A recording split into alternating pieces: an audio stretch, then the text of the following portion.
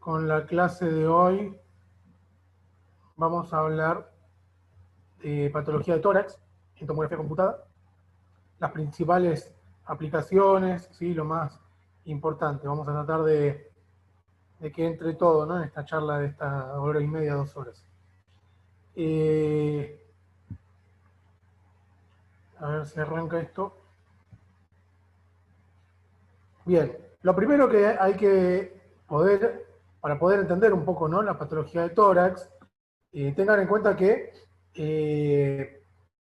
un estudio que nosotros vamos a considerar normal para que pueda ser informado de manera correcta de tórax, tiene que tener el par, ¿no? Por decir así, par radiológico de tomografía, el par tomográfico, que sería las dos ventanas, ¿no? La ventana pulmonar y la ventana del mediastino, o la ventana mediastínica.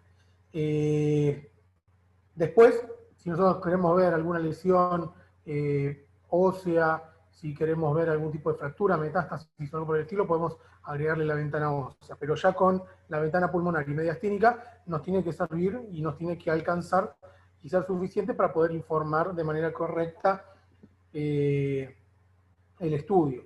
¿Está bien?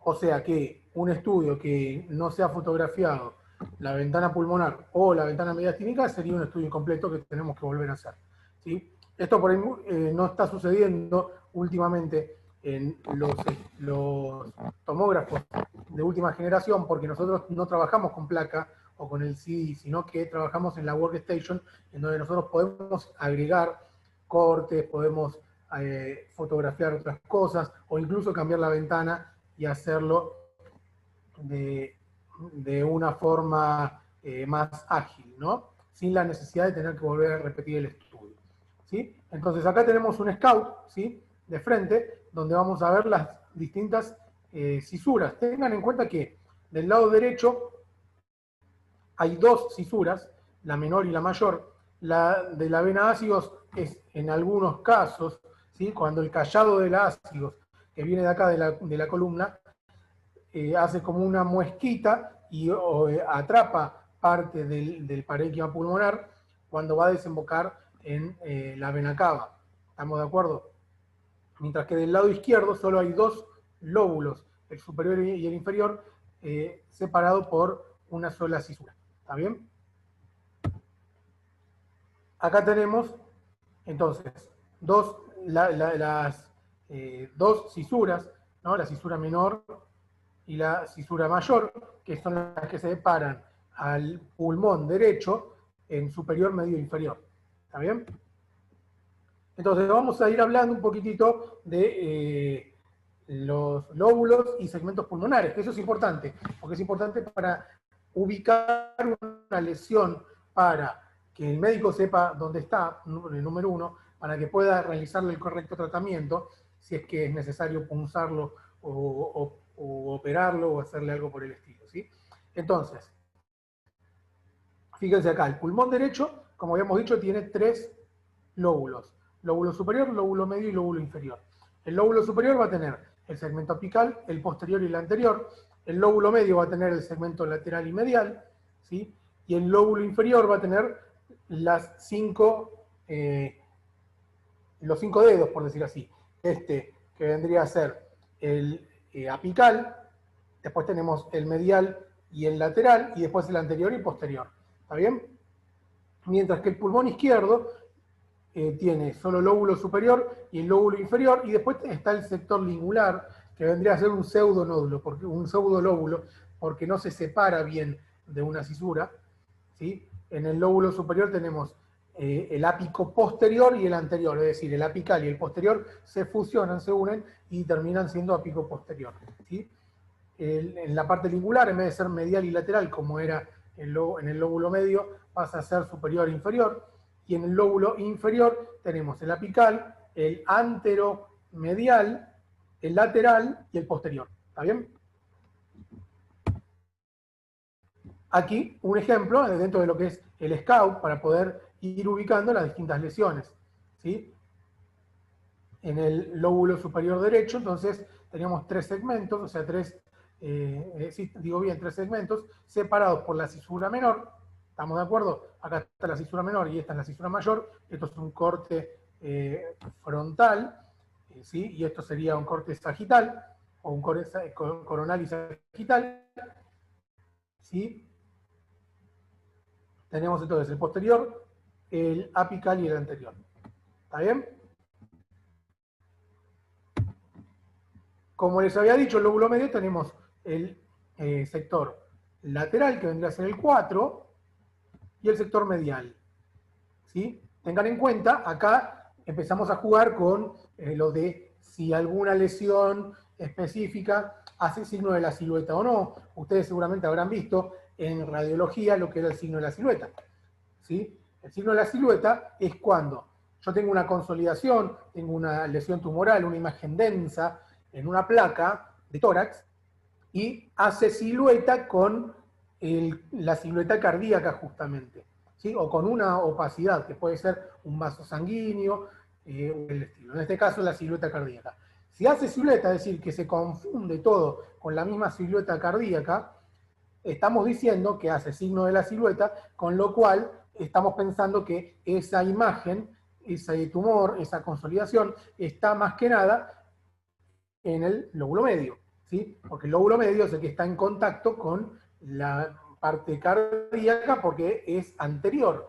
Fíjense acá, en el corte sagital, en el perfil, se ve que el lóbulo medio es anterior, ¿sí? Esto de acá es el lóbulo inferior y esto de acá es el lóbulo superior. ¿Estamos de acuerdo? Entonces acá tenemos el segmento medial y el segmento lateral. El 4 sería el lateral y el 5 es el medial. Vamos ahora de nuevo a la misma clasificación en el lóbulo inferior. Fíjense que acá tenemos el lóbulo inferior, el segmento apical, todo lo que abarca, ¿sí? No tiene en cuenta la cisura menor, porque la cisura menor no divide el lóbulo inferior. La cisura menor divide el lóbulo superior del lóbulo medio, mientras que la cisura mayor divide al lóbulo inferior. ¿Está bien? Tenemos bien, se ve el segmento posterior, ¿sí? El 9 vendría a ser el segmento lateral, el segmento medial es el 7 y el 8 es el segmento anterior. Para ir ubicándonos en los distintos cortes, vamos a ir viendo los reparos anatómicos. Del lado izquierdo tenemos el lóbulo superior izquierdo, que habíamos dicho el ápico posterior, ¿sí? Y el anterior. ¿Está bien? Acá se ve en el perfil ápico posterior y anterior. El lingular, en vez de ser lateral y medial, es superior e inferior, ¿sí? La língula. El lóbulo inferior sería el apical, el anteromedial, ¿sí? Y después está el posterior y el lateral. ¿Está bien? Con respecto a la anatomía del tórax, del pulmón, tengan en cuenta que la unidad más pequeña que nosotros vamos a poder ver en una tomografía de alta resolución, la famosa tomografía TCAR, ¿sí? La tomografía computada de alta resolución, va a ser el lobulillo, ¿sí? Y acá esto es lo que explica todo, ¿no? Cómo está conformado el lobulillo. Vamos a tener los septos interlobulillares, que no es más que tejido conectivo. Este tejido conectivo debe ser liso y casi que no lo tenemos que ver, tiene que ser casi indetectable.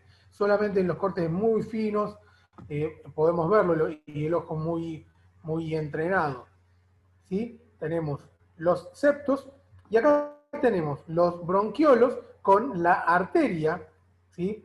que lo acompaña. Siempre al lado del bronquio o del bronquiolo está la arteria, ¿sí? Que eso se va a ir dividiendo, se divide, se bifurca para hacerse cada vez más chiquitito y llegan a lo que es el acino, que es la unidad funcional del pulmón, ¿sí? El acino es en donde se produce el intercambio gaseoso, es en donde se produce la hematosis. ¿Está bien? Ahí es donde vamos a tener distintas patologías, ya sea, dependiendo en dónde se ubiquen, pueden ser alveolares, ¿sí? O sea, dentro de lo que es el alvéolo, el acino, ¿sí? O pueden ser septales o intersticiales, ¿sí? Cuando hablamos de alguna patología intersticial. que esté alterando el septo interlobulillar. ¿Está bien? Entonces vamos acá. Acá tenemos una ventana pulmonar, una tomografía de tórax en cortes axiales, en una ventana pulmonar. Fíjense que la parte del mediastino no la podemos detectar bien, no se puede ver bien. Yo si quiero ver un ganglio acá, o una calcificación, o un aneurisma de aorta, no lo voy a poder ver, porque se ve todo blanco, porque no está bien puesto, bien puesta esta ventana. Esta ventana es para ver alteraciones en la densidad, un aumento de la densidad, como una consolidación, por ejemplo, o un patrón intersticial, o algo por el estilo, o una disminución de la densidad, como por ejemplo los enfisemas, bullas, imágenes quísticas, entre otras cosas, ¿sí? Y también imágenes nodulares, ¿sí? Y demás. Entonces acá vemos, a la altura del callado aórtico es algo que es arriba, ¿sí? El callado aórtico es bien superior, está por encima de la silueta cardíaca. Acá tenemos un reparo anatómico, el callado aórtico. Entonces, cuando estamos a la altura del callado aórtico, vamos a saber que estamos todavía en los lóbulos superiores. Los lóbulos superiores, como habíamos dicho, el segmento anterior, el apical y el posterior. Estas son líneas, por decir así, imaginarias. No las vemos. Si yo saco la línea esta amarilla que se ve acá, no voy a ver una línea que lo separa, pero más o menos, de acuerdo a la anatomía y de acuerdo al patrón, a la distribución de los vasos, podemos ir intuyendo que el del medio acá es el segmento lóbulo superior, el segmento apical, este es el lóbulo superior anterior y este es el lóbulo superior posterior. Mientras que el izquierdo era el ápico posterior, que es este de acá atrás, y el anterior. ¿Está bien? Si vamos un poco más abajo, ya estamos viendo, ya pasamos la ventana aortopulmonar izquierda. A la arteria pulmonar izquierda, esto que está marcado en rojo sí lo veo en una tomografía de alta resolución. ¿Sí? Se suele ver bastante bien las cisuras mayores, ¿sí? Que son las que separan el lóbulo inferior del resto. ¿Está bien? Acá que vamos a tener lóbulo superior, o sea, por delante de esto es del lado derecho el lóbulo superior, que ya habíamos visto, y por detrás está el segmento apical del lóbulo inferior izquierdo. ¿Sí? Acá lo mismo, por delante es lóbulo superior y por detrás es el segmento apical del lóbulo inferior izquierdo. Ya más por debajo estamos hablando de la arteria pulmonar derecha, el nacimiento de la arteria pulmonar derecha. Acá ya tenemos el lóbulo medio, ¿sí? Y el lóbulo superior ya el segmento anterior que está empezando a terminar. Acá tenemos el lóbulo inferior, ¿sí? Que esto es el lóbulo inferior, el lóbulo anterior y lóbulo medio. Acá tenemos la língula, ¿sí? Y acá tenemos el lóbulo inferior. ¿Está bien? Más abajo ya estamos a la altura de los ventrículos del corazón, de los ventrículos cardíacos, el izquierdo y el derecho. Entonces acá tenemos lóbulo medio, el segmento medial, este sería el segmento lateral. Acá estamos hablando del lóbulo inferior, en donde vamos a tener, ya no es más apical, es segmento anterior, segmento lateral, segmento medial y el segmento posterior. Y acá lo mismo, que sería el posterior acá, el lateral acá y el lateromedial. Perdón, anteromedial, quise decir, anteromedial. ¿Sí? Y acá estamos en la língula inferior, en el segmento lingular inferior. Para el mediastino, entonces, tengamos en cuenta que hay cierta división, ¿sí? Que tenemos que conocer, que es donde vamos a ir ubicando distintas estructuras. ¿Está bien? ¿Qué es lo que vamos a ver? Esto es una proyección de perfil de un scout, ¿sí? Se va a ver la luz traqueal, ¿está bien? Va a estar el mediastino superior, separado por lo que serían los vasos supraórticos, ¿no? Lo que sería el callado de la aorta. Y después, por debajo de eso, vamos a tener el mediastino anterior, donde están todas las estructuras vasculares, ¿sí? El mediastino medio, que es por donde está el esófago, y el mediastino posterior, que es donde está la columna. ¿Está bien? La columna vertebral. Bien, en los cortes axiales, acá vemos algo un poquitito más arriba, antes de que empiecen los campos pulmonares, ya empezamos a ver la glándula tiroides, lo que marca la T es la tráquea. Al lado de las glándulas tiroides están los vasos del cuello, ¿sí?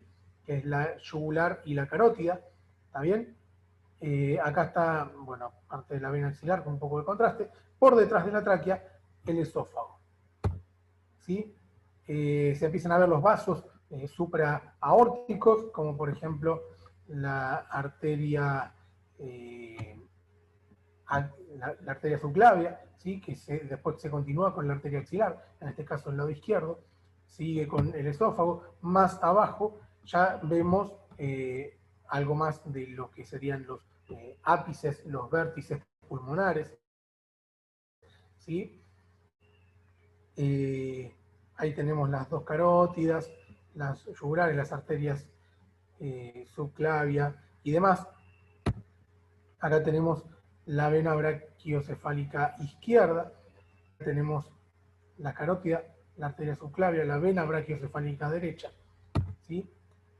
Las dos venas brachiocefálicas se unen, confluyen en una sola y terminan formando lo que es la vena cava superior, ¿sí? Que todavía no la vamos a ver. El tronco arterial brachiocefálico sale del callado aórtico y es el que se divide, digamos, da el nacimiento de la carótida derecha y de la subclavia derecha, arterias. El tronco arterial brachiocefálico es uno solo. Mientras que venas brachiocefálicas hay dos. ¿Está bien?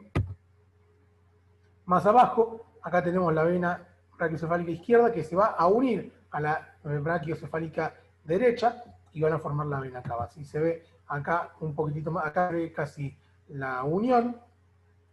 Acá tenemos el callado aórtico, ¿sí? Acá se ve bien el callado aórtico y acá ya se ve la vena cava superior. Acá ya se unieron las dos venas brachiocefálicas, los dos troncos venosos brachiocefálicos y tenemos esto. Fíjense acá, esto es la grasa del mediastino superior que está bien limpita. En una persona adulta tiene que ser limpita, tiene que estar bien hipodensa. Esto es una ubicación es donde se encuentra el timo. ¿Sí? El timo es una glándula que sirve mucho para la inmunidad en el niño, pero que después va desapareciendo, quedando simples restos en la vida adulta. Ya a los 9, 8, 9, 10 años, el timo tiene que ir desapareciendo normalmente y ya no se tendría que ver, solo quedarían algunos vestigios de ese tejido, ¿sí? Acá, por ejemplo, es donde se encuentran los famosos ganglios prevasculares, ¿sí? Es decir, por delante de los vasos, ¿sí? Pueden haber ganglios, adenomegalias o formaciones adenopáticas. Acá ya se empieza a ver, ya no se ve el callado, sino que se ve la aorta descendente, la aorta ascendente, y por aquí, este espacio de grasa que está por debajo del callado, es la ventana aortopulmonar, lugar donde pueden haber muchos ganglios también, ¿sí? Lo mismo pasa aquí, en la vena cava superior, por delante de la vena cava es el espacio retrocavo, perdón, por detrás de la vena cava, el espacio retrocava pretraqueal, porque está por delante de la tráquea. Ahí también hay ganglios, ¿sí? Y como les había dicho, el espacio prevascular. Más de lo mismo, se ve un poco mejor la ventana aortopulmonar, que luego, aquí se ve, fíjense, el callado de la vena ácidos. Acá no hace el lóbulo del ácidos. En muchos casos, como yo les decía, la vena ácidos viene de acá, y hace, desde aquí viene, y hace un callado un poco más pronunciado. Cuando hace callado pronunciado, atrapa parte del pulmón y eso puede ser el lóbulo de ácidos. ¿Sí? En este caso no. Acá ya se ve la bifurcación de la tráquea, en la carina, ¿sí? Se bifurcan los dos tronquios, los dos bronquios, perdón, y se ve acá la arteria pulmonar izquierda. Aorta ascendente, aorta descendente, se ve la arteria pulmonar izquierda, parte del tronco de la arteria pulmonar principal, o sea, la arteria pulmonar principal, y parte de la arteria pulmonar derecha. Los dos bronquios, el izquierdo y el derecho, acá se ve entonces el tronco de la arteria pulmonar derecha. ¿Está bien? Eso como estructuras vasculares. Fíjense qué bien que se ve. Esto en una ventana pulmonar es muy difícil de verlo y de evaluarlo, ¿sí? Aquí tenemos todo lo otro que podemos ir viendo, los ventrículos, los septos, ¿sí? El ventrículo derecho, perdón, ventrículo izquierdo, ventrículo derecho, aurícula derecha y la aurícula izquierda está aquí atrás, ¿sí? Estructuras normales, no nos vamos a meter mucho más. Bueno, el espacio retrocrural, que está, el contenido que tiene son, aparte de ganglios y de grasa, tenemos el conducto torácico, hemiácigos, esófago, aorta, la vena ácigos y demás. Y acá ya se empieza a ver el esófago, ¿sí? Se ve el estómago con estos pliegues que son normales y por aquí se ve el esófago, ¿sí? Ya se empieza a ver la cúpula diafragmática con el hígado, ¿sí? El domo hepático, la vena cava inferior se encuentra acá, estas son las suprahepáticas que están desembocando en la vena cava inferior, y aquí ya se empieza a ver el vaso. Las cruras diafragmáticas, el espacio retrocrural, el vaso, estómago, el colon y nada más. Esto aquí es la importancia, ¿no?, de ubicar las distintas estructuras ganglionares, como yo les había dicho. Tengan en cuenta que yo ya algo les había dicho en la clase anterior sobre la diferencia entre adenomegalia y adenopatía. Tengan en cuenta que los rangos para considerar un ganglio patológico en tórax es en el mediastino de 1 centímetro, o sea, mayor al centímetro. Mientras que en axilas tiene que ser de 1.5, igual que el cuello. ¿Está bien? Bueno, entonces, hablando esto, ya dicha la anatomía, tenemos que empezar a hablar sobre cuáles son los motivos de estudios por lo cual pueden pedir o con lo cual puede venir un paciente a la consulta del médico y entonces después a la consulta del servicio de radiología para hacerse el estudio. Y bueno, una de las principales obviamente va a ser la disnea, o sea, falta de aire, tos, puede tener el paciente estar asociado o no a fiebre, esa falta de aire y tos, hemoptisis, ¿sí? La hemoptisis es cuando tose con sangre, ¿sí? Esto nos puede ir focalizando en algunas enfermedades infecciosas, como por ejemplo la tuberculosis, o en alguna enfermedad tumoral también. Cosa que puede ayudar mucho también para la enfermedad tumoral es la presencia de, o no la presencia, sino la pérdida de peso, bastante pérdida de peso, ¿sí? Pacientes que perdieron 10, 20 kilos en 1 o 2 meses, ¿sí? Cuando hablamos de patología pleural también puede estar asociado el famoso dolor pleurítico irritante cuando uno respira, ¿sí? Todo esto tiene que estar acompañado no solamente del interrogatorio, sino que de un examen médico que debe ser fundamental y ejemplar para poder llegar al diagnóstico. Es decir, si el médico no lo oculta nunca, nunca va a saber si tiene catarro, si tiene una obstrucción de la vía aérea o si tiene una neumonía. ¿Está bien? O no lo va a sospechar nunca, ¿sí? Obviamente, eso es todo patología pulmonar. Cuando hablamos de la patología esofágica, va a ser, por ejemplo, paciente con disfagia, ¿sí? O sea, problemas al tragar, dolor al tragar, que es lo que se llama odinofagia. Entonces, primero comienza con lo sólido, con lo más pesado, y después se hace cada vez más progresivo. Si la enfermedad prevalece en el tiempo, se hace cada vez más progresivo, siendo problemas también en la ingesta de lo líquido, ¿está bien? Esto es cuando hablamos de una disminución del calibre de la luz, cuando hablamos, por ejemplo, de una enfermedad tumoral. Pero también hay otras enfermedades inflamatorias en el esófago que son dignas también de mencionar. Hablando de esto, tenemos entonces una serie de patologías, múltiples patologías a nivel del tórax, tanto en el parénquima como en el mediastino, como en la pleura, lo que rodea, ¿sí? Múltiples patologías para poder estudiar, por eso que es una charla que puede ser muy extensa y que voy a tratar de hacerlo lo más breve posible. Acá es un ejemplo, ¿sí? Un ejemplo de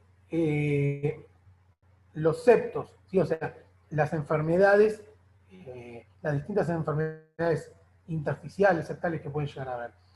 Vamos a tener, por ejemplo, bandas parenquimatosas, ¿sí? Engrosamiento intersticial, que sería intralobulillar, ¿sí? O sea, dentro del lobulillo vamos a tener patrón en panal, ¿sí? Áreas de panalización, que eso nos va a hacer pensar en una fibrosis.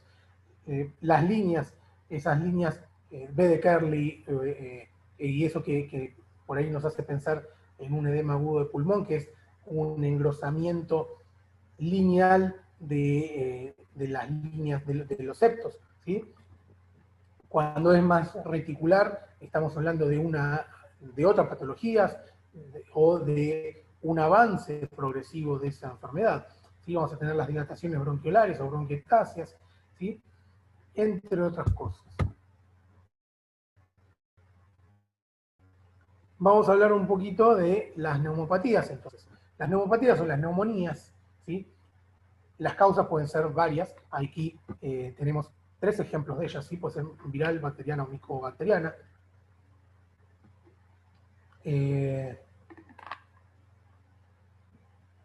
La Mycobacterium tuberculosis, por ejemplo, ¿sí? Es uno de los agentes que más afecciones puede producir, más problemas neumónicos puede producir, ¿sí? Tenemos que mencionar, es importante mencionar la neumonía de la comunidad, ¿sí? Que es aquella que nos agarramos cuando nosotros estamos en nuestras casas, estamos trabajando, vamos a comprar, hacer compras y demás, o el abuelito que se agarra eso, porque estaba caminando, se mojó, estaba frío, tomó un poco de frío y se terminó infectando. Mientras que las intrahospitalarias, como bien dice el nombre, son las que se producen durante un periodo de internación. Pero acá hay que tener en cuenta, porque las intrahospitalarias, hay que tener, una vez que se le da el alta al paciente, si este paciente se enferma dentro de las 2 primeras semanas, también se va a considerar como una neumonía intrahospitalaria. ¿Está bien? Por más de que se haya enfermado fuera de la casa. ¿Por qué esto es importante saberlo? Porque el agente que produce la neumonía intrahospitalaria generalmente es mucho más resistente, porque yo me la adquirí en un lugar donde hay mucha circulación de esa bacteria, como es en una clínica o en un hospital, y que tiene mucha resistencia. Entonces, por eso es que son más resistentes a eso, ¿no? Después están las neumonías aspirativas, las que son producidas generalmente en pacientes que tienen una alteración en el reflejo de la deglución, por ejemplo. ¿Sí? ¿Se acuerdan que yo les había hablado en la clase pasada de la epiglotis, la importancia que tiene la epiglotis en tapar, ¿no?, el orificio aéreo, la vía aérea, cuando uno traga saliva, cuando traga un alimento, ¿sí?, el bolo alimenticio, porque si no nos estaríamos atragantando cada 2 por 3. Cuando ese mecanismo falla, porque hay un problema por un daño nervioso, porque hay un problema ya sea tumoral, infeccioso, inflamatorio, o algo por el estilo, el paciente se va a atragantar, ¿sí? Y todo ese contenido que toma, el jugo, mate, yerba, todo lo que come y demás, tiene riesgo de pasar a la vía aérea. Y si pasa a la vía aérea, va a terminar haciendo las famosas neumonías aspirativas. En ancianos, y los enolistas es porque están tan tomados, digamos, estamos hablando de los enolistas severos, esos que terminan casi en coma, que vomitan y se tragan el vómito y lo terminan aspirando. ¿Sí? Cuando lo aspiran, termina siendo una neumonía aspirativa. Y después está la neumonía, un capítulo aparte, las neumonías en inmunocomprometidos, ¿sí? Pacientes con HIV, pacientes con diabetes, que toman corticoides, ¿sí?, que han recibido trasplantes y demás, porque acá están las neumonías por patógenos oportunistas, como la tuberculosis o la neumocitis girovesi, entre otros. Y después está la neumonitis por radioterapia. Acá tenemos un patrón que hoy en día está siendo muy mencionado, es una de las reinas, por decir así, en la infección por COVID, ¿sí? El patrón en vidrio esmerilado. El vidrio esmerilado es el vidrio ese que ustedes lo han visto, es ese vidrio que es medio irregular, en donde a mí me permite ver del otro lado que hay alguien, pero no puedo ver nítidamente quién es. Yo puedo ver por la sombra, puedo imaginarme por la sombra, por la forma en que se mueve y demás, que es una persona, X persona, pero no podemos ver quién es, porque está todo alterada la visión. Ese es el famoso vidrio esmerilado. Fíjense la característica del vidrio esmerilado. El vidrio esmerilado, que es esto que se ve acá en ambos campos pulmonares, no es una consolidación, sino que es un patrón intersticial, ¿sí? Una alteración de la densidad, un aumento de la densidad, que todavía no llega a estar afectando al alvéolo. Como no afecta el alvéolo, el vaso sanguíneo lo veo bien. Fíjense acá, cómo se ven los vasos sanguíneos, se ven perfectos, ¿sí? Cuando puedo diferenciar el vaso sanguíneo del pulmonar, estamos hablando de un patrón, en este caso, un vidrio esmerilado. Cuando no puedo diferenciar la densidad dentro de esa imagen densa, no puedo diferenciar las estructuras vasculares, ya estamos hablando de algo consolidativo en el espacio aéreo. Fíjese acá, también nota estas imágenes de menor densidad, que son áreas de atrapamiento aéreo, que son bullas, ¿sí? Centrolobulillares. Es un pulmón, generalmente, de un paciente fumador que al ingresar aire, ¿qué pasa? El fumador lo que hace es dañar el tejido conectivo del pulmón. El pulmón es un órgano que es muy complacente, es decir, se infla como un globo y se desinfla como un globo. Cuando fuman, o cuando fumamos, cuando fuma el paciente, estamos hablando de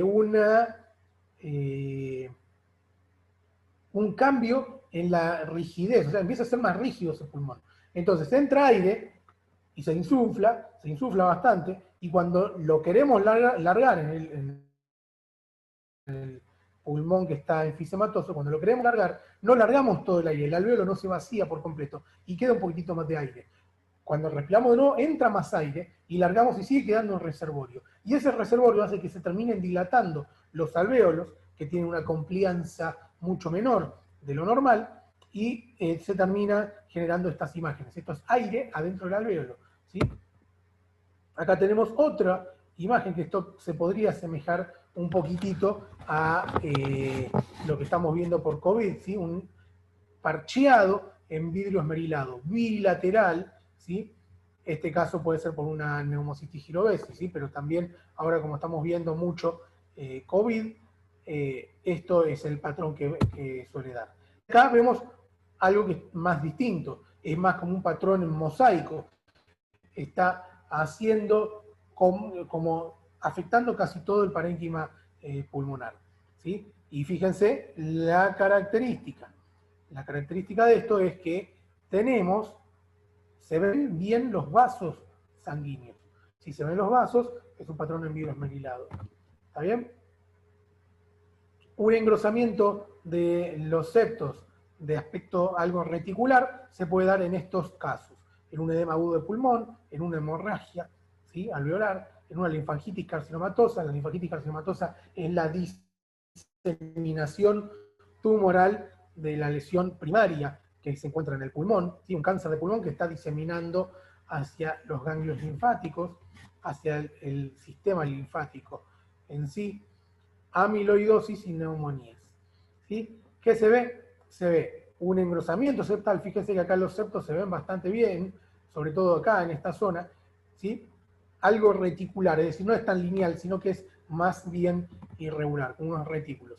Fíjense acá, por ejemplo, ¿sí? Es más pronunciado, tiene algunas áreas de vidrio esmerilado, pero es más que nada eso. El patrón nodular, ¿sí? Es otro de los patrones que vamos a ver con un aumento de la densidad intersticial y demás. Se da generalmente sarcoidosis, silicosis, tuberculosis y histocitosis. Son muchos micronódulos, como se ven acá, densos, distribuidos aleatoriamente en ambos campos pulmonares. ¿Sí? Esto es un patrón nodular. El patrón alveolar es cuando afecta el alvéolo, cuando afecta el espacio aéreo. Entonces vamos a tener desde vidrio esmerilado, pasando por neumonías, ¿sí? edema pulmonar y neumonitis por hipersensibilidad. ¿Está bien? El patrón quístico, fíjense acá, por ejemplo, múltiples imágenes redondeadas de menor densidad, que son las imágenes quísticas. Estas no son las mismas que los quistes que hemos visto son quistes, imágenes quísticas en esta enfermedad, por ejemplo, la linfangioliomatosis, que es la presencia de tejido muscular y digamos, de los bronquios, de los alvéolos y demás. Y también en el enfisema cerebrovascular, esta es un enfisema cerebrovascular, ¿sí? Es un patrón quístico. ¿Está bien? Seguimos.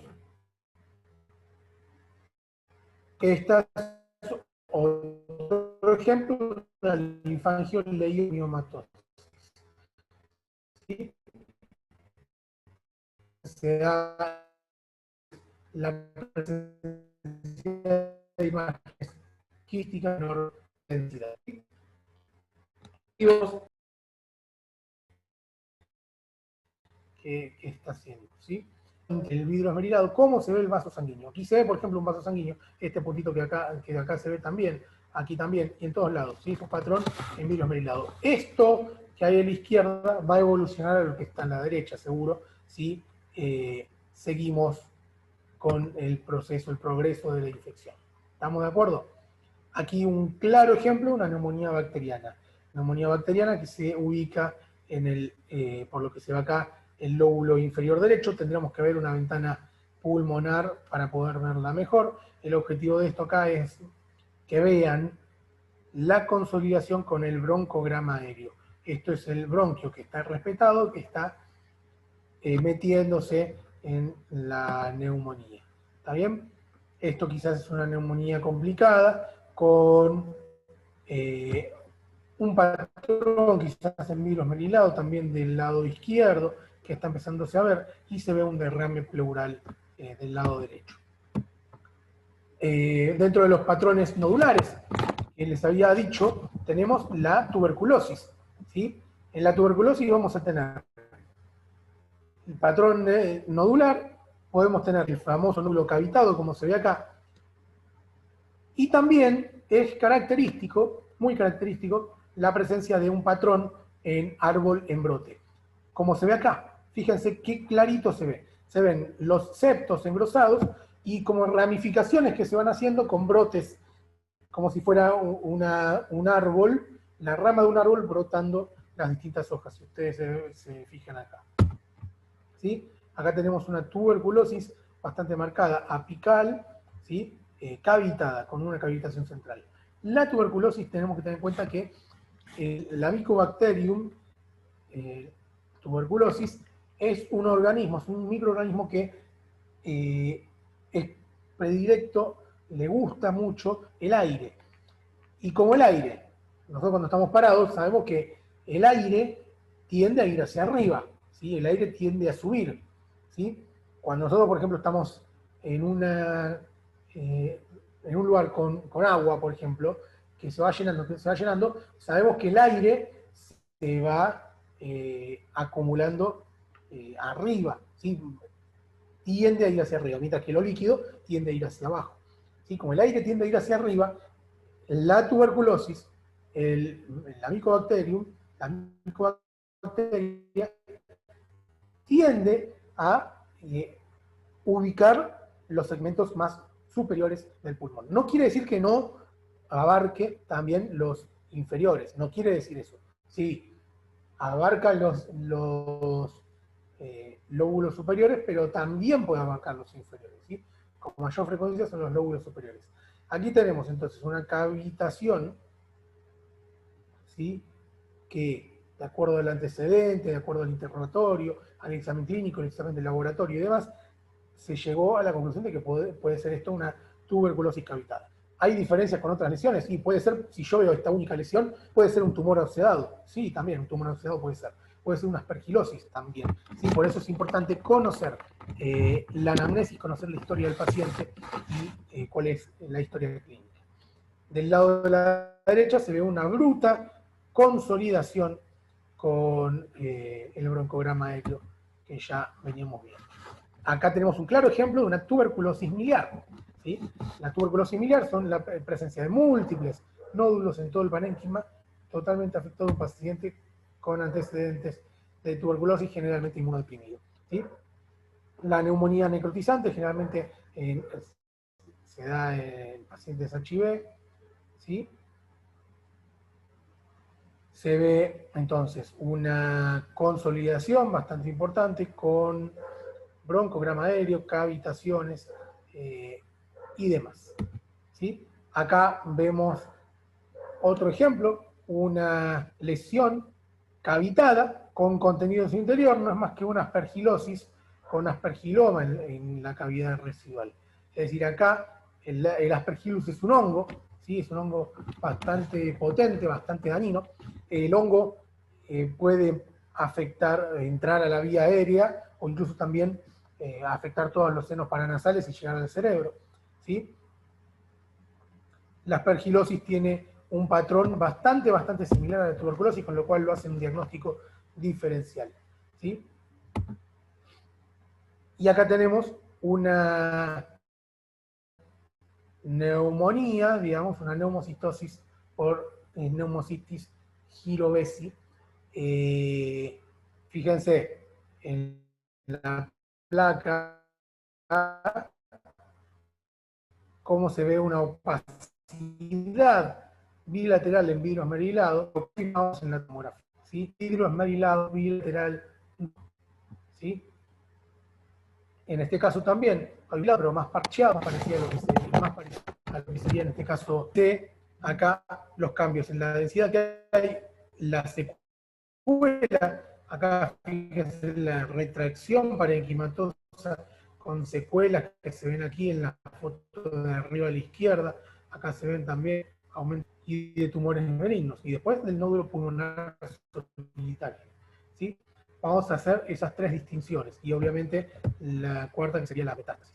Los nódulos, o sea, generalmente, bueno, el paciente que nos consulta por esto nos va a consultar porque tiene pérdida de peso, porque tiene hemoptisis, ¿sí?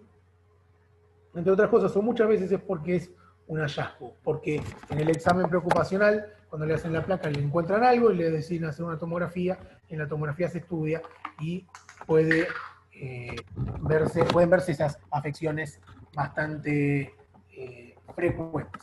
¿Sí? Acá tenemos entonces la distinta disposición de los nódulos en el pulmón. ¿Sí? Pueden ser nódulos subpleurales si están en contacto con la pleura, ya sea con la pleura visceral como también con la pleura diafragmática. ¿Está bien? Los peribroncovasculares, es decir, los que están rodeando al bronquio y a los vasos, ¿sí? Esos nódulos peribroncovasculares o peribronquiales, ¿sí? Los interlobulillares, en los septos interlobulillares, ¿sí? Y los centrolobulillares. ¿Está bien? ¿A qué se refiere cuando hablamos de un nódulo pulmonar solitario? Como bien dice el nombre, es un nódulo, una imagen nodular. Cuando hablamos de imagen nodular es una imagen de tamaño pequeño, que tiene que ser menor de 2 centímetros, de bordes bien definidos, única en todo el pulmón. Y acá estamos en una controversia. La tomografía de tórax de alta resolución viene a ser viene a tener una alta sensibilidad, ¿sí? Para el estudio de estos nódulos. No solamente para el estudio, para la detección, que muchas veces son un hallazgo, porque el paciente consulta por otra cosa, porque tiene tos, porque tiene disnea, dolor o algo por el estilo, y se le encuentra ese nódulo. Y ese nódulo, de acuerdo a cómo lo vemos en la tomografía, vamos a tomar la conducta de punzarlo, operarlo, o de seguir la evaluación. Obviamente que hay nódulos pulmonares solitarios que terminan siendo malignos, porque ya cuando uno los ve, ya dice, esto es un tumor, es una lesión maligna, ¿sí? Pero tengan en cuenta eso, ¿sí? Que el nódulo, la tomografía, viene a aclarar un poco el panorama y nos hace posible hacer un mejor seguimiento que con otro estudio, ¿sí? Que por ahí no lo vamos a poder ver. Importante, muy importante, es, aparte de ver el nódulo y ver cómo se encuentra, evaluar los antecedentes. Porque no es lo mismo un paciente joven que un paciente añoso, no es lo mismo un paciente que fuma, un paciente que no fuma, y dentro de los que fuman no es lo mismo que fuma 2 cigarrillos por semana al que fuma 1, 2 o 3 tratados por día. ¿Está bien? No es lo mismo un nódulo pulmonar solitario en un pulmón de una fibrosis pulmonar o de un EPOC, un paciente con un enfisema, que de una persona que es un deportista y que no fume y que se alimenta totalmente bien. ¿Está bien?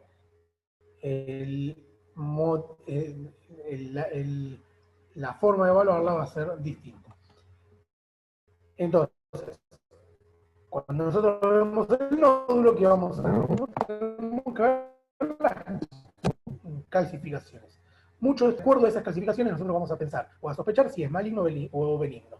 Es decir, si es benigno, lo dejamos, lo controlamos y listo. Si es maligno, tenemos que hacer un método de mejor complejidad, un método dirigido para poder diagnosticar con certeza si es cierto, si es benigno o no.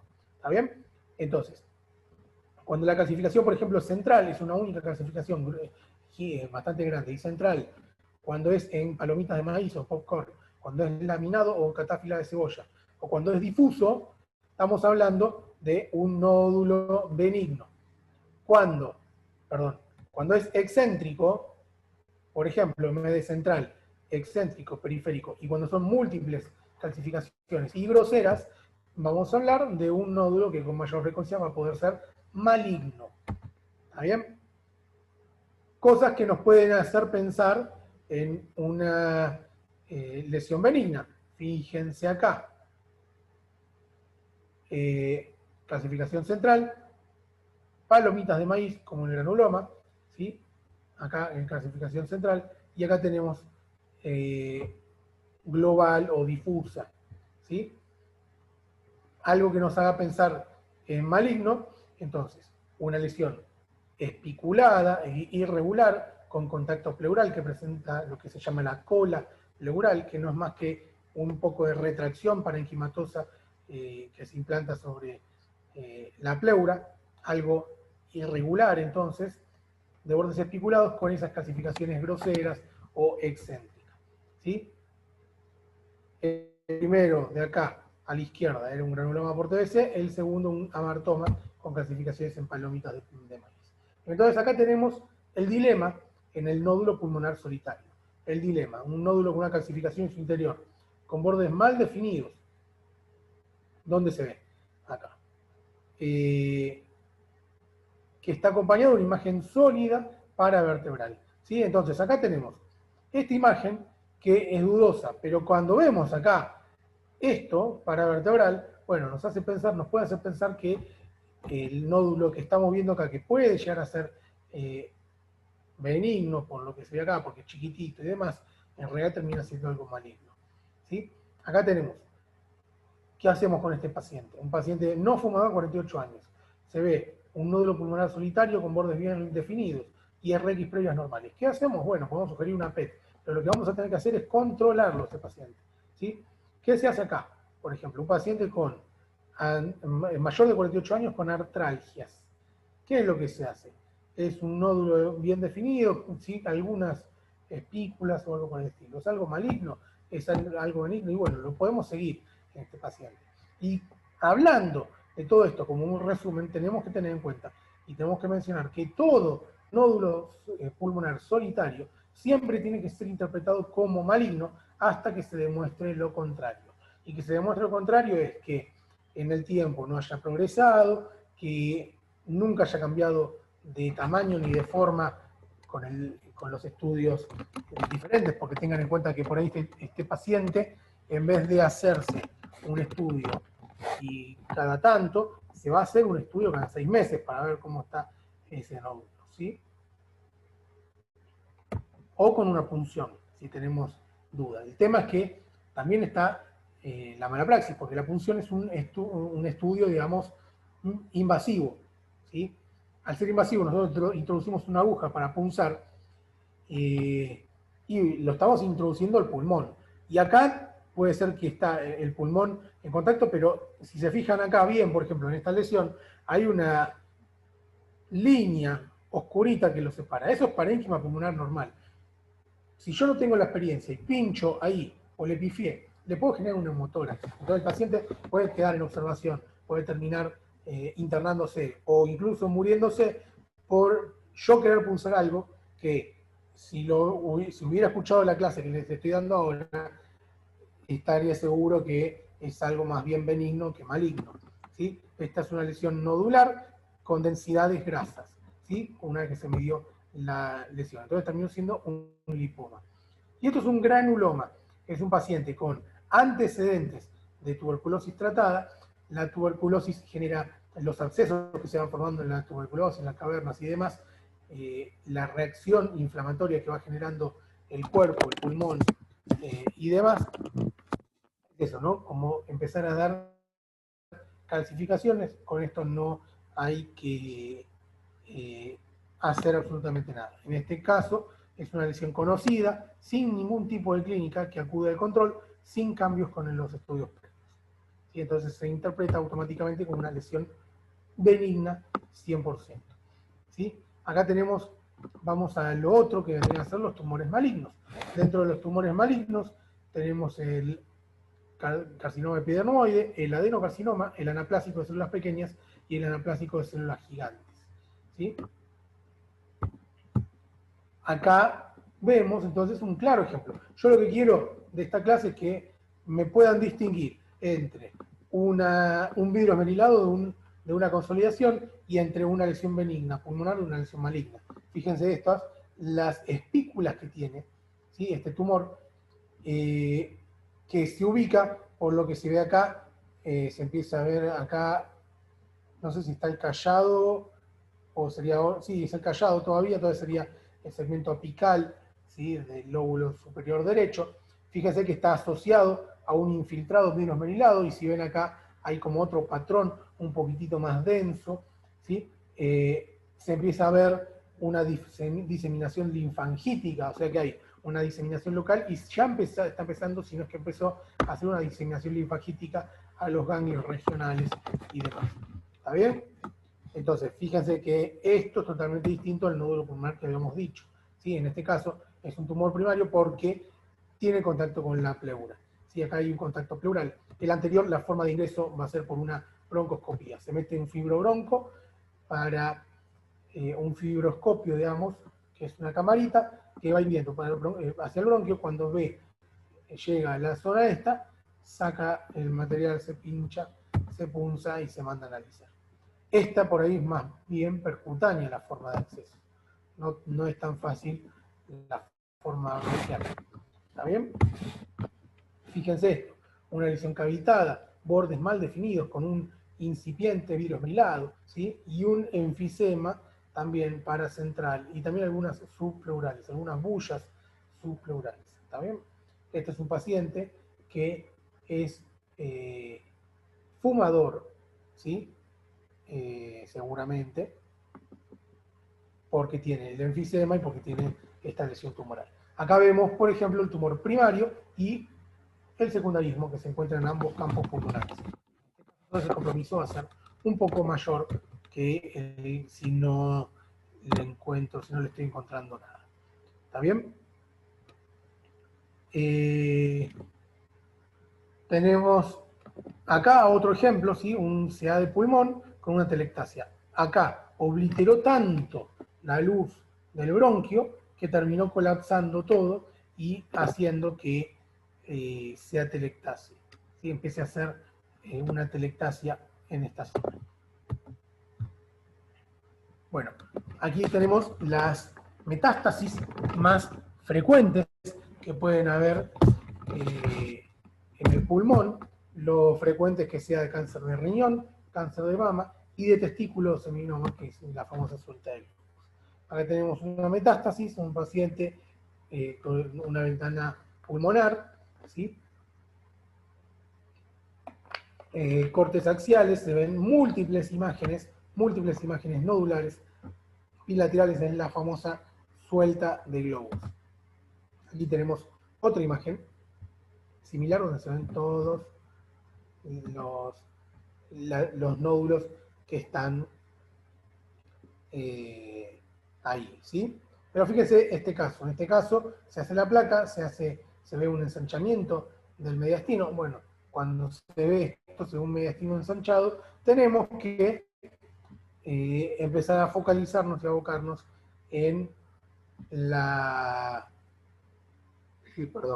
en una tomografía. Cuando vamos a empezar a ver, entonces aquí tenemos que ver cuál es la causa de este ensanchamiento del mediastino. Este paciente se hizo una placa, se le ve el mediastino ensanchado, entonces no focalizamos en la tomografía. Para ver los ilios, si los ilios están congestivos, para ver si hay una dilatación aneurismática, pero también para ver si hay algo más.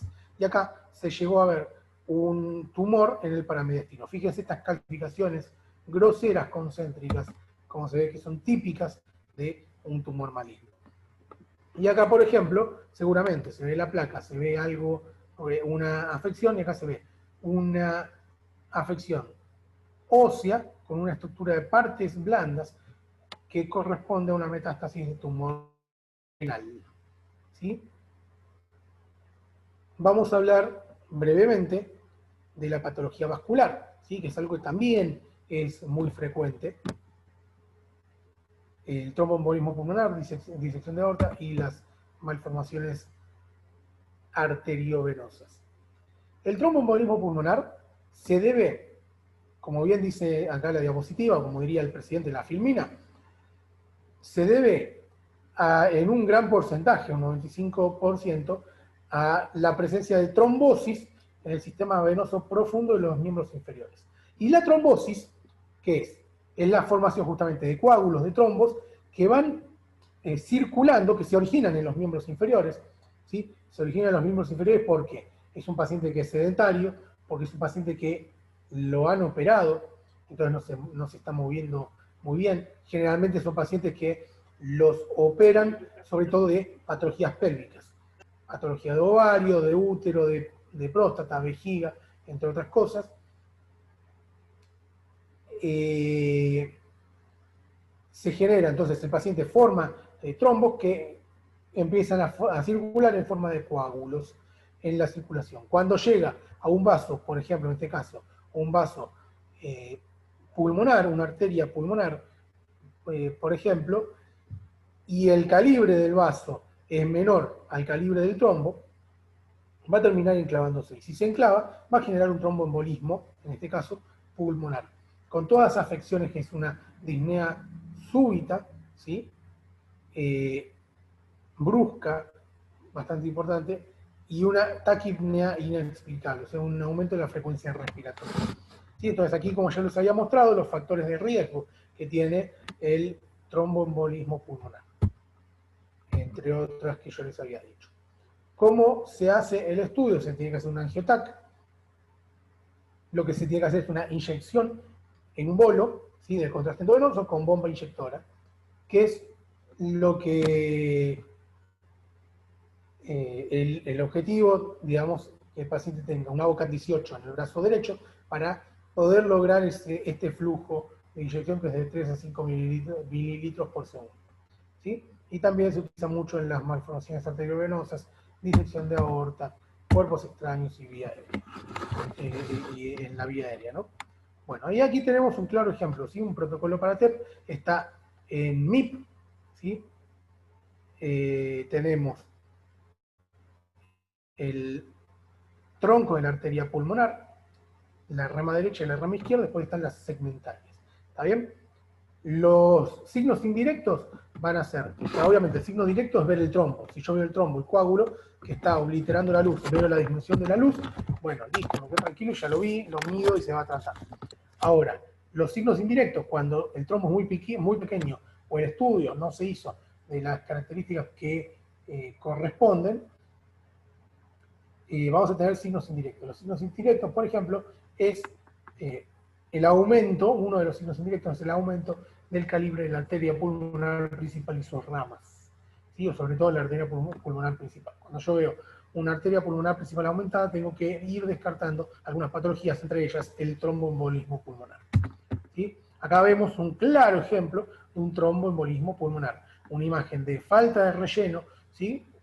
Que está tapando y obliterando completamente la luz. Muchos de estos pacientes por ahí continúan bien, por eso es que a veces se tarda mucho en diagnosticar, porque responden bien, porque es como que hacen una especie de recanalización donde, aunque sea un hilito, un pequeñito, muy pequeñito pasaje de contraste de líquido, de sangre, pueda llegar y pueda servir para seguir oxigenando el pulmón. Aquí se ve otra falta de relleno, ¿sí? Con la imagen de pirámide truncada que corresponde al infarto pulmonar. Bueno, otro ejemplo de algo vascular es el aneurisma de aorta. El aneurisma aórtico es un aumento del calibre, una dilatación de la aorta, del vaso sanguíneo. Lo importante acá es, primero, estadificarlo. Segundo, es medirla, ¿sí? Lo más preciso que se pueda. Y después medir algunas distancias. ¿A cuánto está el aneurisma de la bifurcación? Por ejemplo, en este caso, un aneurisma infrarrenal. ¿A cuánto está la bifurcación? ¿O cuánto está de las arterias renales, por ejemplo? ¿Sí? Reparos anatómicos. Si ese aneurisma tiene un trombo, como por ejemplo en este caso, un trombo mural, si ese aneurisma está disecado o no, es muy, muy importante, ¿sí?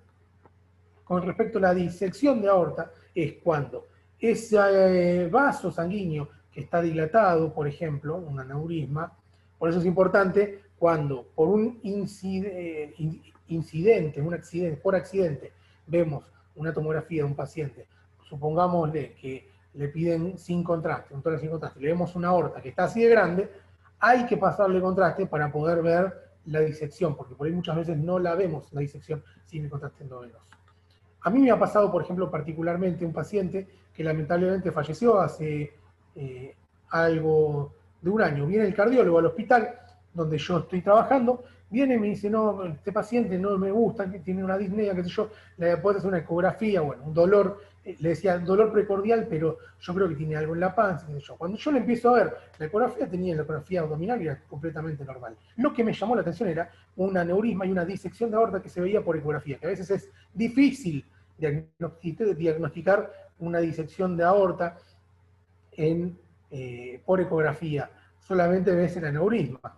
En este caso, este paciente tenía una disección de aorta, se veía el aneurisma de la aorta abdominal, yo subía hacia lo único que le podía ver en la parte donde estaba más o menos el corazón, y seguía bien la disección, le decidimos hacer una angiotomografía y el paciente tenía disecado desde el nacimiento de la aorta hasta la bifurcación, incluso más.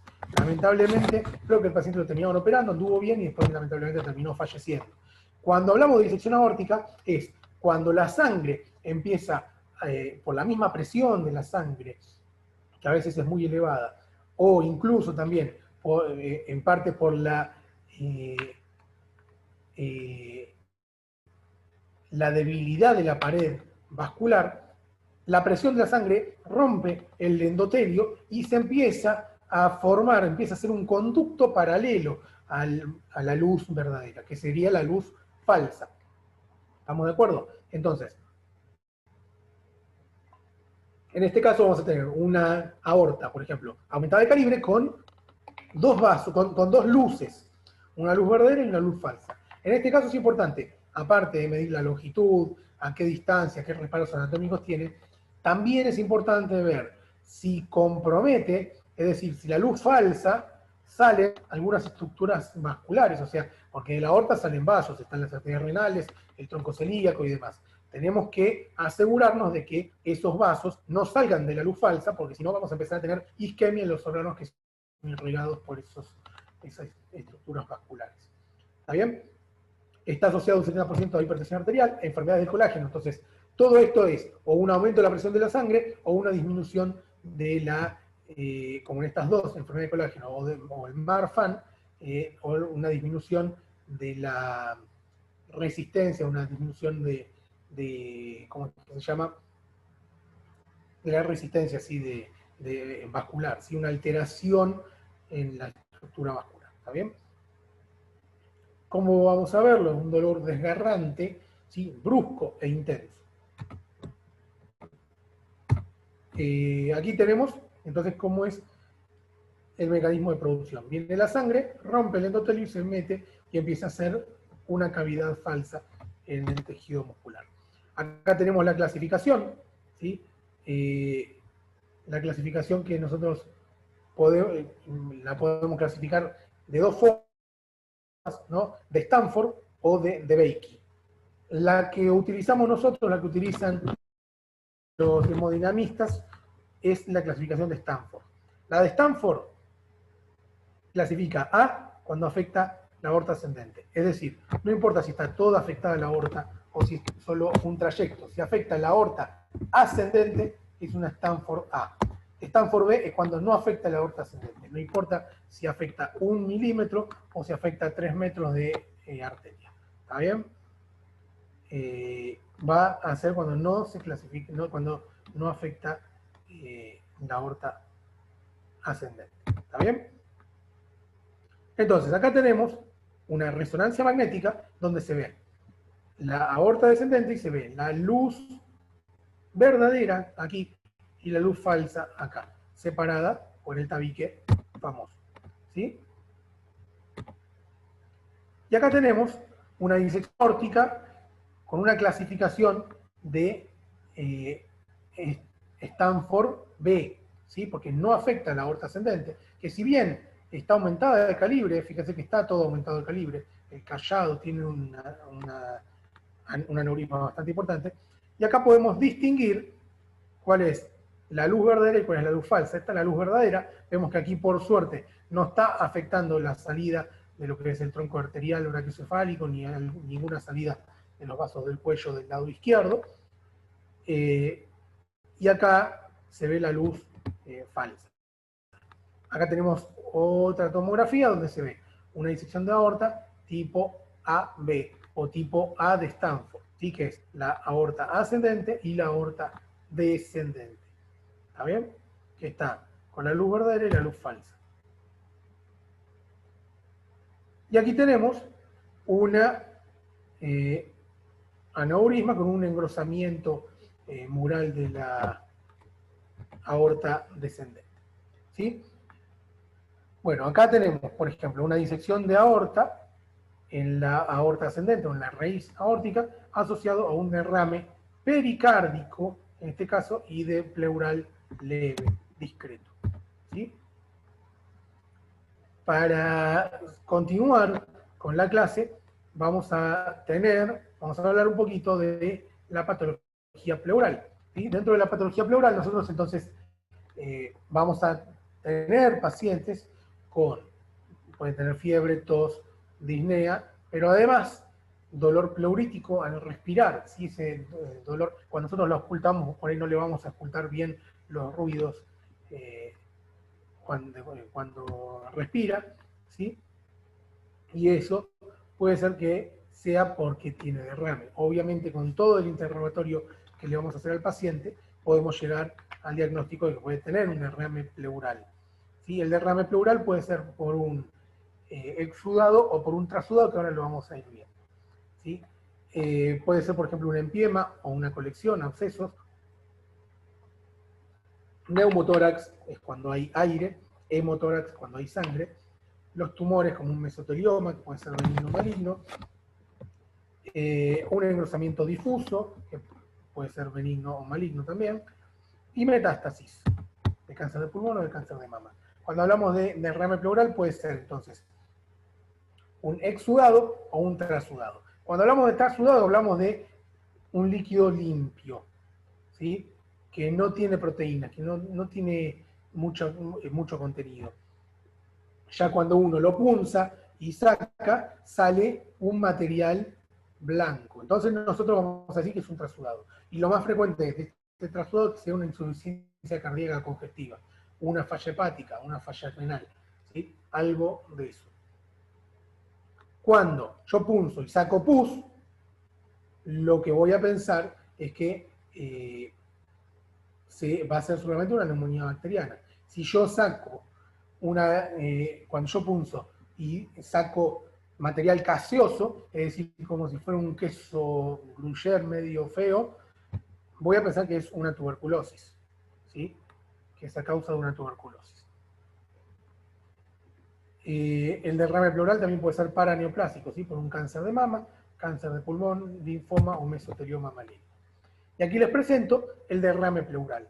Aquí vemos, por ejemplo, del lado izquierdo una placa donde se ve la famosa línea de D'Ameseau, ¿sí? Que en realidad no está tan bien marcada la línea porque esto intuyo que se hizo en un paciente que está acostado, que se hizo por ahí en la terapia o en el piso, un portátil. Fíjense, lo digo por la calidad de la imagen y porque no se marca muy bien la línea. Pero tengan en cuenta que lo líquido siempre tiende a ir hacia abajo, lo más abajo del declive. Cuando está acostado se distribuye, por eso que la proyección lateral quizás en este caso es la más fidedigna para estos casos, ¿sí? Aquí tenemos un derrame pleural bilateral a predominio derecho. Esto que se ve acá no es más que la consolidación, no consolidación, sino el colapso pulmonar, el colapso que hace el pulmón porque está comprimiendo por el líquido, ¿sí? O sea, el líquido está comprimiendo ese pulmón y está empezando a colapsar, a atelectasiar parcialmente ese pulmón. Y aquí de este lado la causa, ¿sí? Una neumonía, fíjense el broncograma aéreo que hay, ¿está bien? Acá hay un derrame pleural, bastante importante del lado izquierdo, y aquí está la causa. Fíjense toda esta lesión extensa, heterogénea, con áreas de necrosis, que es de probable origen tumoral, ¿sí? Acá tenemos el famoso, también, ¿no? Derrame paraneoplásico. Se ve un carcinoma broncogénico que está obliterando la luz, está colapsando todo el pulmón y desplaza la tráquea hacia la izquierda. Y asociado a eso se ve el derrame pleural, ¿sí?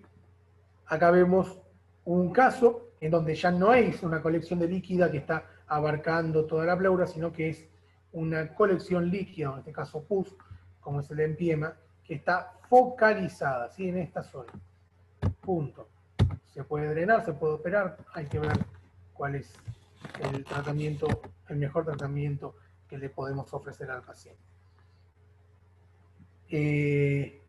Acá tenemos un ejemplo de una atelectasia redonda, ¿sí? Donde tenemos un engrosamiento, donde se asocia también a un engrosamiento pleural, que es difuso, ¿sí? Acá en medio del rosariado, asociado también, si ven acá en la placa, a un engrosamiento cisural. ¿Está bien?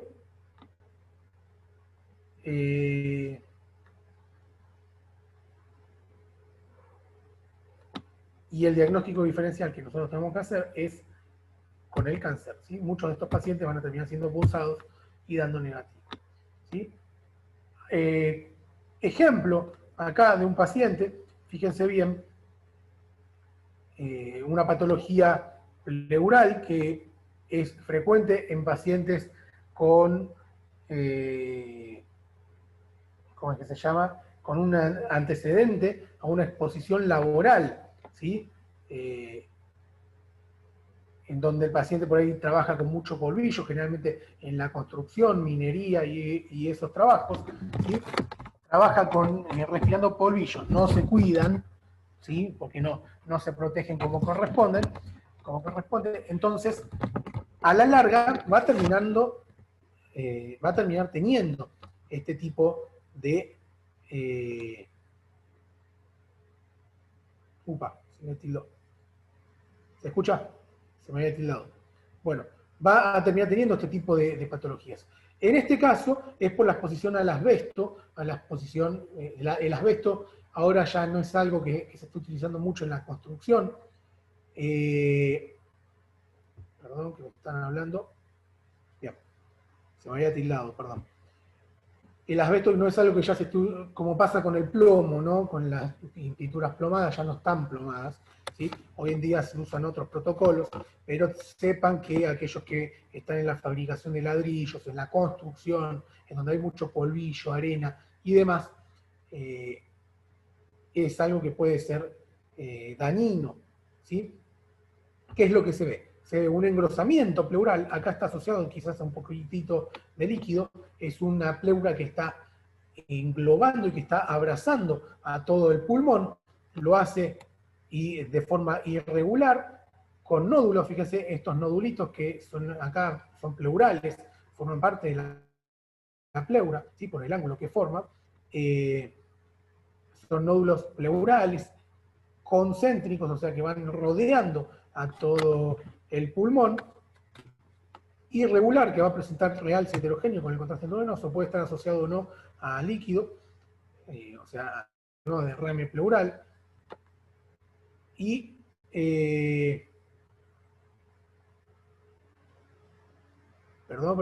claro, en realidad, para ver si es pus o sangre, lo que va a hacer el diagnóstico diferencial va a ser la punción, chicos. O sea, yo puedo ver si es líquido, si es algo más espeso o no, ¿sí? Pero no lo voy a poder diferenciar muy bien por tomografía, ¿sí? Sí, nosotros lo que podemos hacer es diferenciar y poder decirle, llegar al diagnóstico, pero en realidad lo que sirve acá es meterle una agujita y sacar líquido, ¿sí? Para ver si viene sangre o si viene pus, ¿sí? Generalmente en estos casos puede ser más bien algo sanguíneo o purulento, por decir así.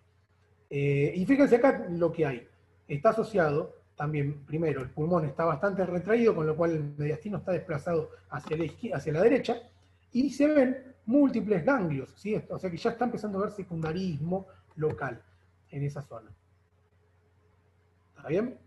A ver si sigue esto. Bueno, acá tenemos otro caso, muy parecido. Es más, no sé si es el mismo. No, no es el mismo. Es muy parecido. Un mesotelioma, un engrosamiento concéntrico con múltiples nódulos, ¿sí? Fíjense que acá se ven más marcados los nódulos, y lo que marca la flecha son los ganglios, ¿sí? Otras de las patologías que solemos ver, que solemos hablar mucho también, es el neumotórax, ¿sí? Que no es más que la colección de aire en el espacio pleural. La pleura, el espacio pleural es un espacio virtual, ¿sí? Es un espacio que nosotros generalmente no lo vemos, no se ve por tomografía. Se puede ver cuando hay derrame pleural, o sea, se empieza a ser evidente cuando hay una acumulación de líquido, aire, pus o sangre, ¿sí? El neumotórax, la colección de aire, puede ser causado por algo espontáneo, por algo traumático, iatrogénico o atención. Cuando y puede ser atención, digamos, ¿no? O no. Cuando es espontáneo, se debe a una ruptura de una bulla, ¿sí? Un paciente joven, un paciente fumador, un paciente que se da mucho en pacientes que tocan instrumentos de viento, ¿sí? Que tienen que hacer aumentar muchísimo la presión, entonces alguna bullita que tienen, porque también fuma y demás, o generan bullas por la misma presión que hacen cuando tienen que soplar, algún esfuerzo hace que se rompa esa bulla y el aire vaya a la cavidad pleural, ¿sí? Eso es el espontáneo. El traumático, secundario a un accidente, que puede ser una golpiza, puede ser un accidente de tránsito, cualquiera, el que ustedes quieran, ¿sí? Que puede ser cerrado o abierto, ¿sí? Abierto ya es cuando hay una apertura del tórax. Iatrogénico es cuando hablamos de punciones, como yo les había dicho, ¿sí? Cuando hablamos de punzar una lesión para ver cuál es su histología, tenemos que asegurarnos primero que tenga contacto pleural. Segundo, asegurarnos de que hay una lesión, que eso puede ser una lesión tumoral, porque si es una lesión benigna, yo les reitero, ¿para qué voy a punzar una lesión benigna? con el riesgo de generarle un neumotórax y que el paciente después tenga que quedar en observación, tenga que estar internado, o incluso pueda comprometer su vida bastante, ¿no? Cuando hablamos de un neumotórax, atención, es una urgencia quirúrgica, el paciente empieza a tener una disnea, una falta de aire súbita, ¿sí? No puede respirar, y cuando nosotros le vemos, vamos a ver cómo la tráquea se le está desplazando hacia el lado contrario de donde está el neumotórax, ¿sí?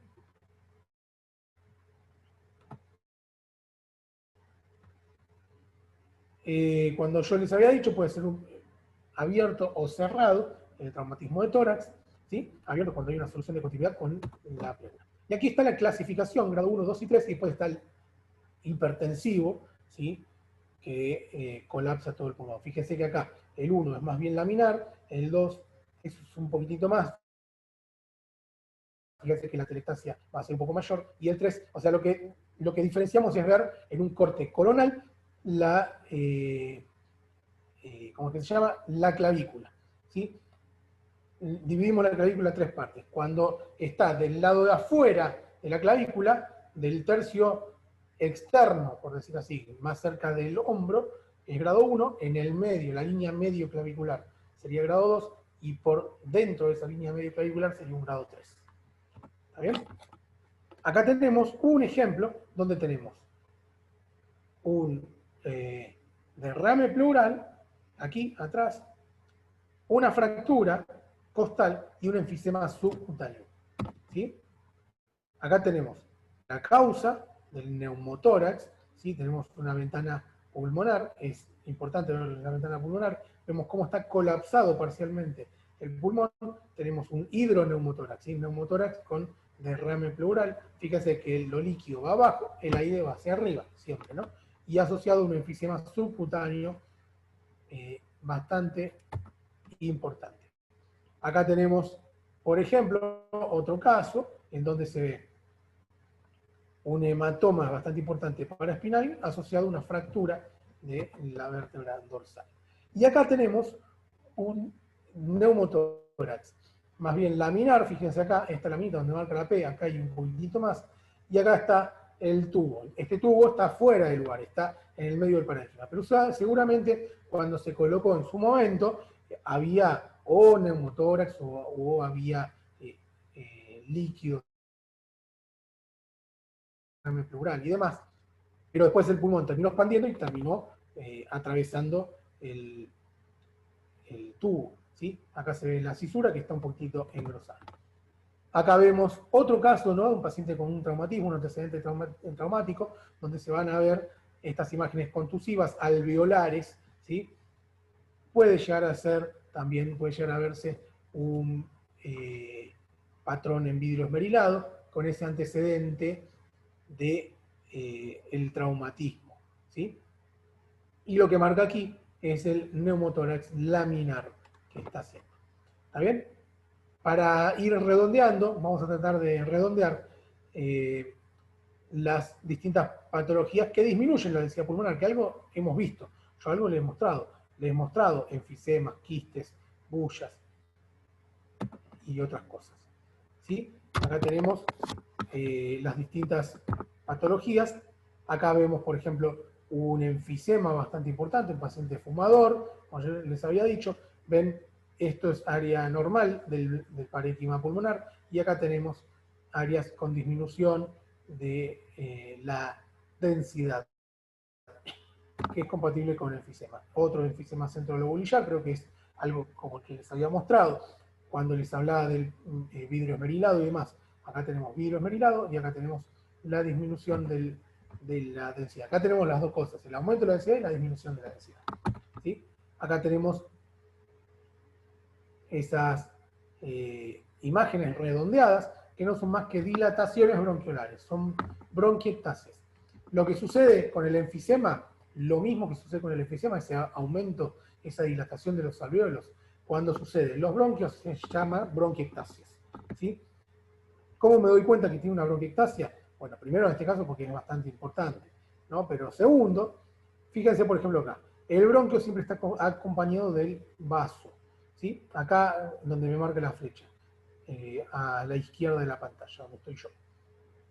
Lo blanquito es el vaso y lo más oscurito es el bronquio. Cuando el bronquio, siempre generalmente tiene el mismo calibre, cuando el bronquio duplica o es un poco más grande que el vaso, vamos a mencionarlo como una bronquiectasia.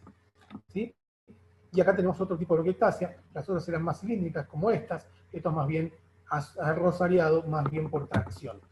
¿Sí? La bronquiectasia puede producirse porque el pulmón fibrótico está empezando a retraerse.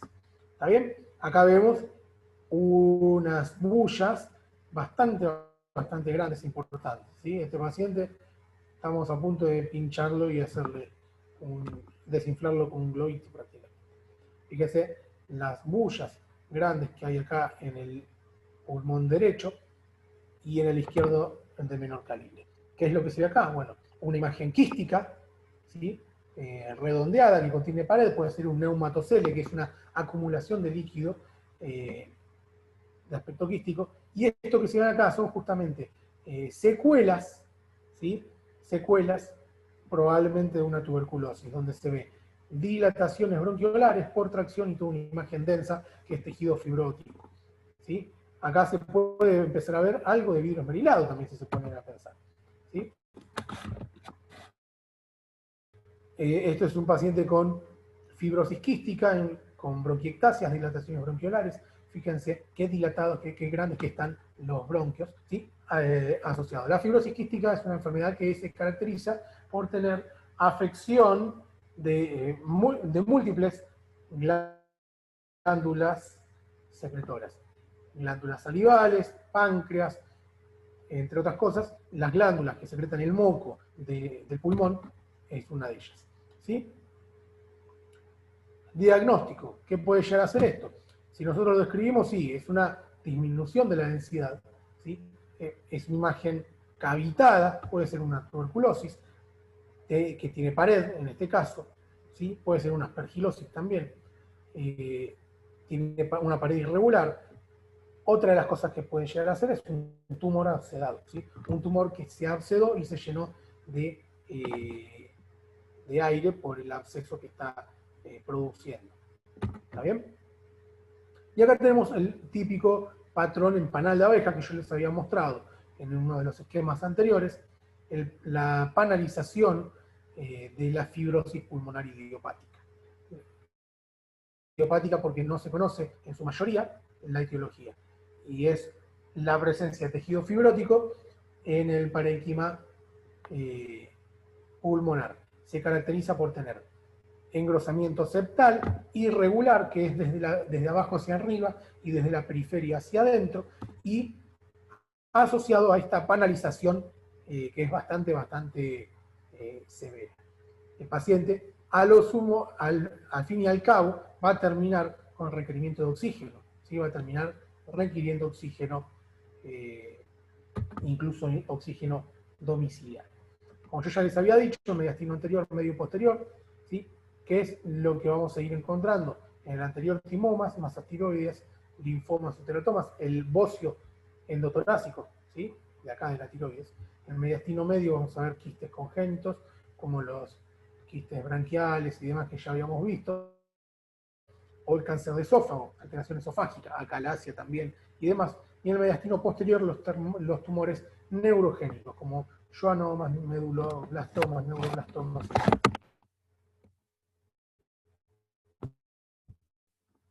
Acá tenemos un tumor en el mediastino anterior, esto es en el timo, ¿sí?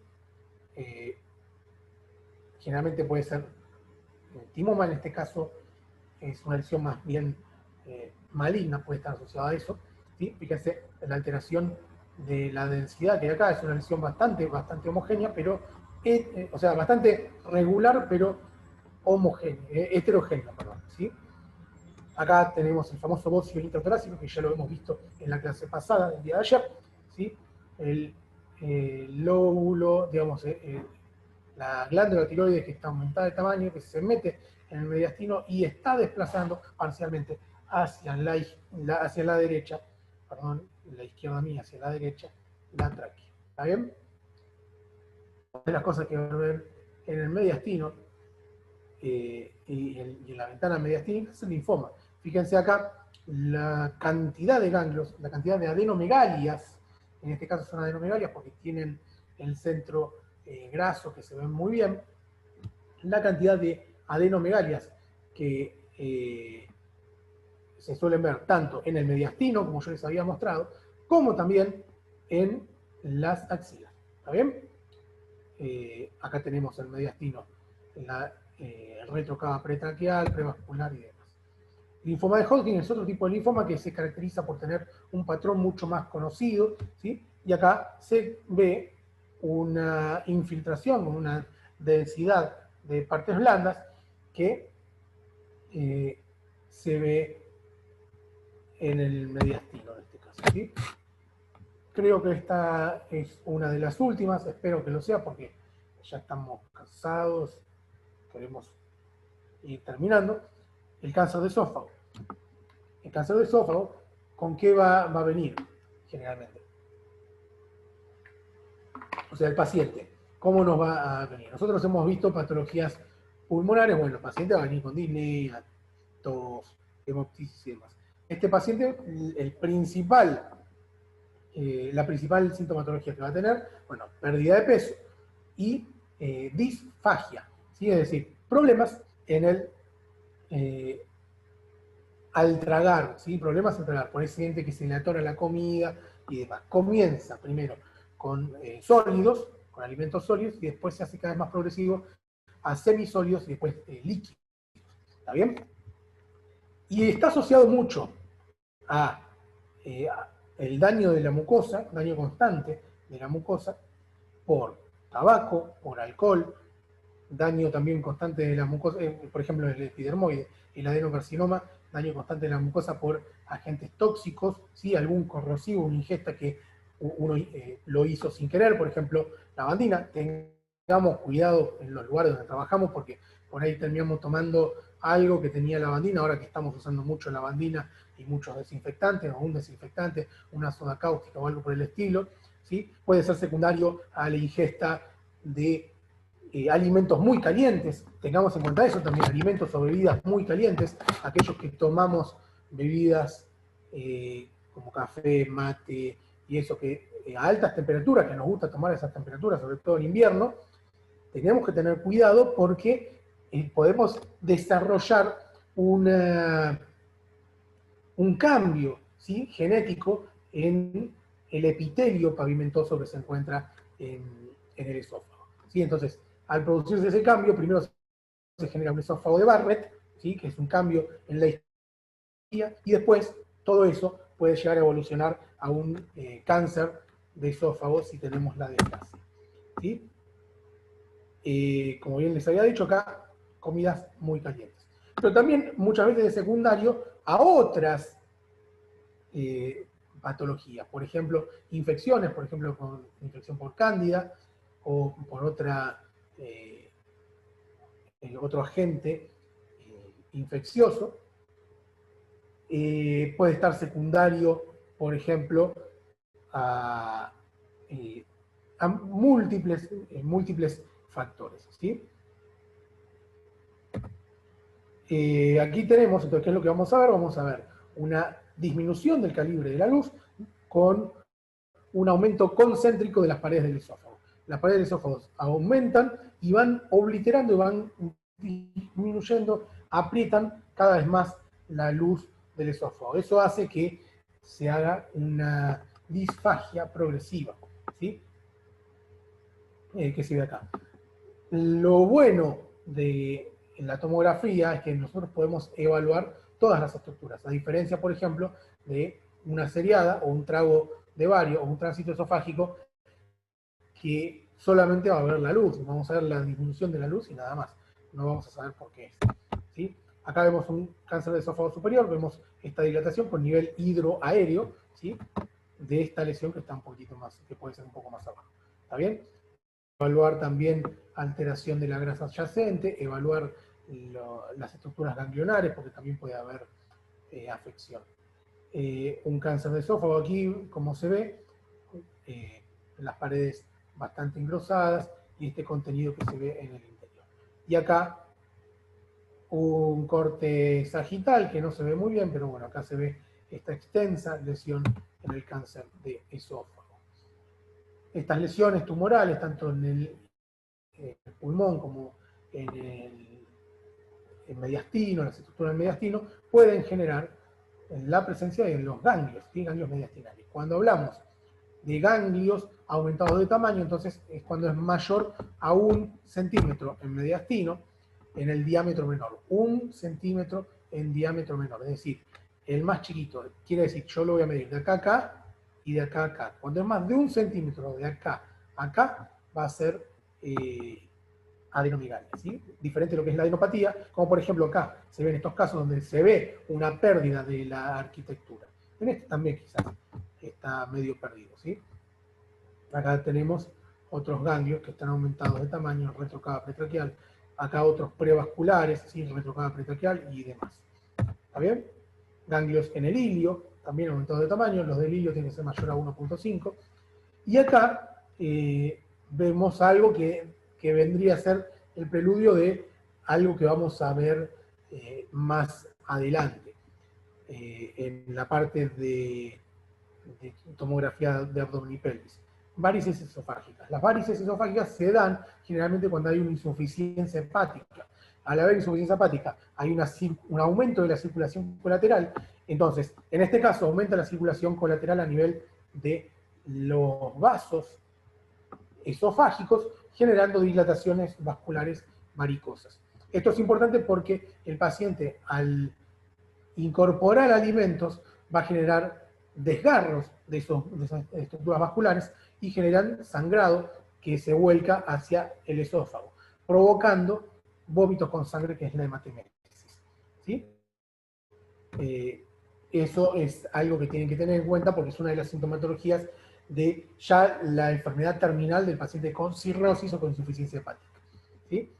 Por último, me parece que esto es lo último, en la hernia hiatal, no es más que la herniación del contenido del abdomen hacia la cavidad torácica a través del hiato de Morgagni, en este caso. Lo que marca, lo que se ve en esta ocasión, lo que se ve con la S, es el estómago. El estómago que está traccionado por el esófago en esa zona. ¿Sí? Una cosita que yo les quería mencionar también, en lo del cáncer del esófago, que me había trabado más o menos, también se da mucho en pacientes con acalasia y otras cosas. La acalasia es un aumento del calibre, una dilatación de todo el esófago a causa de una hipertrofia de la unión esófago-gástrica. En la unión esófago-gástrica hay un esfínter muscular que regula el pasaje del bolo alimenticio y es el que evita que haya reflujo, ¿sí? Cuando hay un aumento, se acumula la cantidad, o sea, hay mucha presión, el alimento tiene que pasar a hacer mucha presión para pasar hacia el estómago, entonces genera un aumento del calibre, una dilatación del esófago, ¿sí? Supraestenótico. Y esto puede generar también cambios en el epitelio y alteraciones que a la larga pueden terminar siendo patología tumoral. La hernia hiatal también puede desarrollar en una patología tumoral. ¿Por qué? Porque la hernia hiatal, el paciente consulta generalmente porque tiene acidez y porque tiene reflujo. Ese esfínter que yo les digo que tiene que funcionar, no funciona muy bien, entonces mucha parte del alimento que está en el estómago, que tiene jugos gástricos, que es ácido, vuelve hacia arriba y entonces ese contenido alimenticio ácido hace que se dañe también el epitelio, erosionándose y pudiendo ser con mayor frecuencia, pudiendo afectar y desarrollar en lesiones tumorales. Sí, bueno, con esto creo que ya terminamos la mayoría de lo que es la parte de tórax. Tengan en cuenta que la tomografía de tórax tiene una explicación de por qué se hace hasta en la parte de lo que es el abdomen superior, hasta las glándulas suprarrenales. ¿Por qué? Porque muchas de las patologías tumorales en el tórax hacen secundarismo en las glándulas suprarrenales. Entonces, si yo quiero descartar afecciones locales y demás del tumor, tengo que ver las glándulas suprarrenales, ¿sí? Para evitar eh, algún otro tipo de problema. ¿Está bien?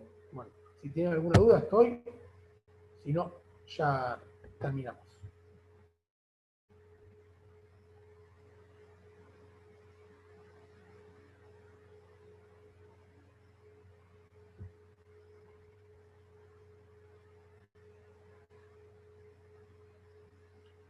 Bueno, nos vemos.